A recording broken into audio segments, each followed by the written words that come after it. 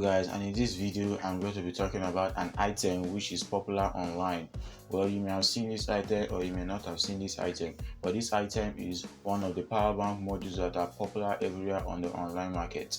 Well, this model has been used by many people, but because of its durability, as said by people, its small size and easy to use function. Well, the board is said to support a continuous current flow of 1 ampere hours. That's why I bought this board to test the current capability myself, because due to the size of the board and the size of the IC, I doubted it at first sight. So I bought this board to test it out myself to see if it can support this 1 ampere current continuous flow steadily and not break down. So if you want to see the capability of the current consumption of this board, you should stay tuned to this video to see it. So let's jump right to it.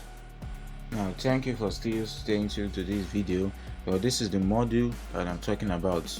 Yes, you see how tiny it is. You see how tiny it is. This is the module I'm talking about, and this is the IC that's being used in the production of this module. You can see it clearly. This module is so tiny, that's why I doubted that it can support a current of 1 amps. Well, I'm going to solder a battery to the terminals and draw current from this USB A place to see how much current it can handle. So the battery I'm going to use is this. This is one of my old batteries. I'm just going to test with it. I'm not sure if the battery has full capability, but let me just solder it to this board and try it out.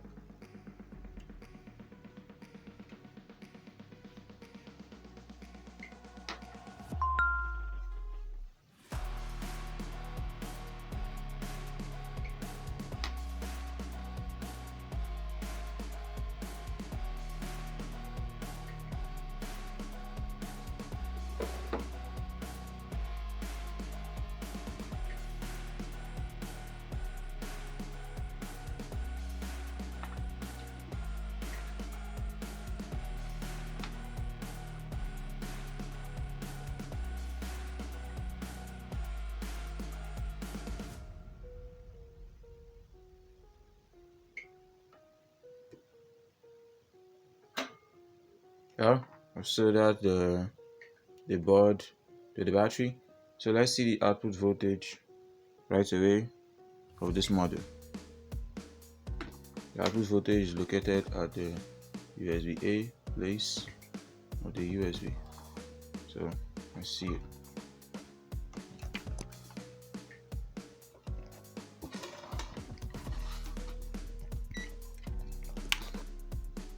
Well, I'm still getting 4 volts at the output. I don't know why, but maybe I'm thinking that I've not sensed anything at the output. So I'm just plug in something to see. Maybe trying to sense something at the output first before bringing out any voltage.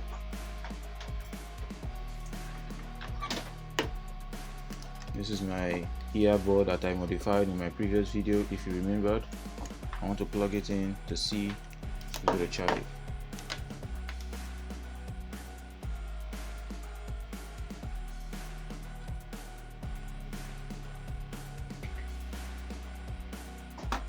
Yes, as you can see, it's charging it, and there's a red light that just came on the board. So now let me check the voltage of the board.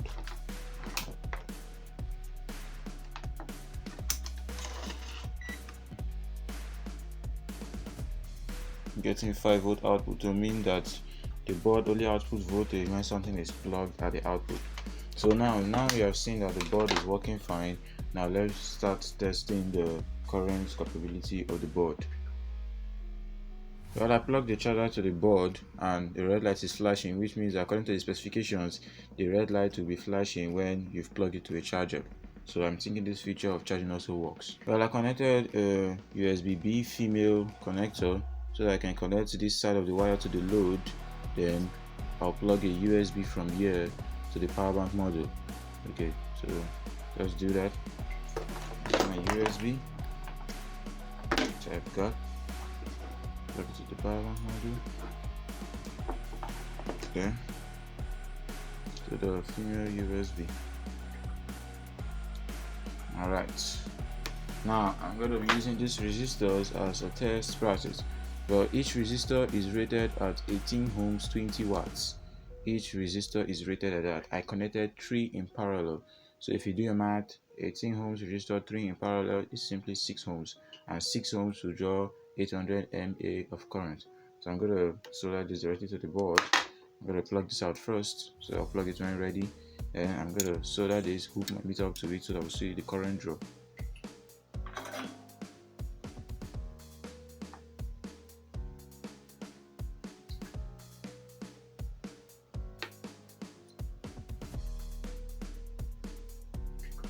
Okay, I soldered the negative parts to one terminal of the resistors.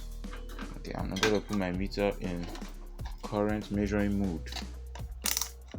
I'm going to use it to measure the current to be going across the resistors.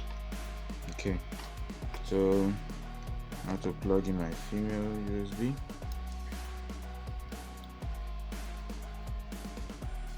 Then connect this in series with the meter.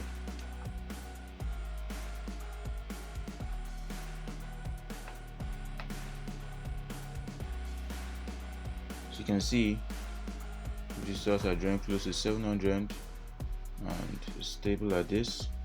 But let me just keep this for some time and see how hot the IC is. Well, I kept the resistors connected to the board for over 1 minute.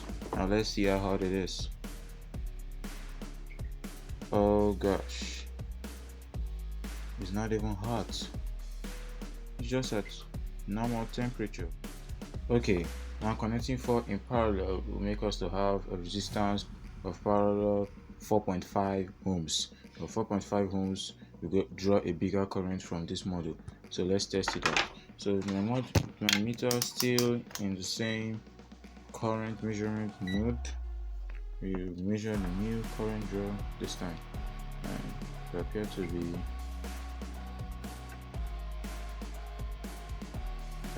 be fluctuating, isn't steady. So let me make mine steady. Okay, it's close to the 1 amp that is being stated on the documentary of this IC. Well, let me keep it for some time to see how the board will do well with this current draw. Well, over a minute and the board is still able to withstand without burning out, but temperature is high, very high. You can't keep your hand for like a few seconds, but I'm thinking even with this temperature the IC could still manage it, because that's what most ICs are meant for, since the producer or the manufacturer of this model will know that this heat will be exhibited by the IC. It's going to make it to be heat proof to this sort of temperature. Well, I have to increase my load capability to see how getting to the 1A peak will be possible, and seeing if you can draw a maximum of 1A peak. So let me add another resistor to this. Okay, I'm now having 5 resistors now, 5 18 ohms resistors in parallel, which should give you an equivalent of 3.6 ohms. And I'm thinking that this could be the point that it will draw current from the board, the module, that may cause it to break down or damage. But really, to be honest, I don't want this board to be damaged because I love the feature. So I'm just going to test it for maybe half a minute or a few seconds before I see it want to get to its breakdown stage. But I'm just going to make sure that I'll be able to draw that 1 ampere of current. So I'm going to still place this on it.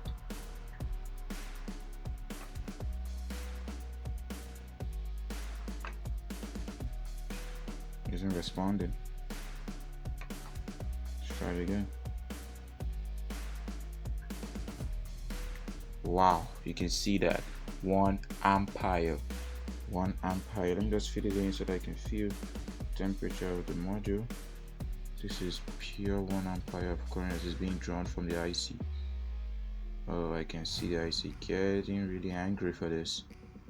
Oh, I can see that. Well, according to the calculations of the resistor, the current that the resistor is supposed to draw in this connection is 1.3 amp, but you see it's only drawing 1 ampere because this is the limit of the board. Maybe this is what the IC can provide maximum, and it's getting really hot, really hot. Oh my god, I have to disconnect it. So this is my video on the current capability of the board. Like said in the video, this is a board that can handle a 1 ampere, but this 1 ampere is dying current. That means if you apply this 1 ampere draw for a lot of time, the board is eventually going to die, and I'm honest with that. They just said 1 ampere because you can draw the 1 ampere as surge current from the board in case you're operating with circuit that will just draw a surge current of 1 ampere. Well, I'm thinking the safe value current to be drawn from this board is 800 milliamperes, so I should ensure the longevity of the board. So I hope you like this video. If you like this video, please don't forget to like, click the thumbs up, and subscribe to this channel, and so that you can see more videos like this. Thank you, and see you in the next video.